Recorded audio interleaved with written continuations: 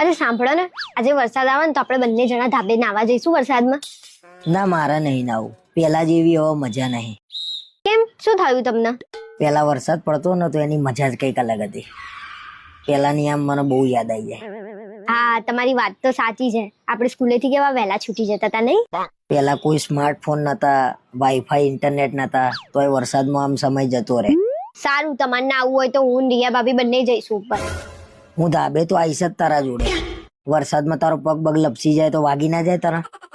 કશું પગ નહીં લપસી જતો. તમારું દિલ લપસી ગયું છે એનું શું? અને હમણાં તો જૂની જૂની વાતો કરતા હતા. જૂનું જૂનું બધું પતી ગયું અત્યારે. અત્યારે જીવી લો, આ યાદ જ આવવાનું પછી. ચલો ધાબે જઈએ. પણ વરસાદ તો આવવા દો. હવે ઉતાવળ ચડી ગઈ. ખરા હો, ખરા તમે નાટક બાજ. અરે એવું કઈ ના હોય, વરસાદ આવે તાર જ જવાનું ઉપર. ચાલો અત્યારે ઉપર જઈને બેહીએ, વાતો કરીએ. શરમ વગરના વિચિત્ર માણસ. કશું રિયાન નહીં બોલાવાની. આપણે બે જ જવાનું છે ધાબા ઉપર. આવું ખોટું ખોટું બોલીને મને હેરાન ના કરે. તને એમાંય નહીં થતું કે આવું ના કરે?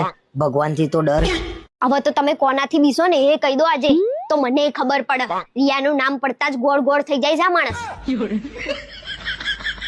આ વખતે મિતને રમાડવાના બાને રિયા ભાભી જોડે નાવા તો જવાનું જ છે.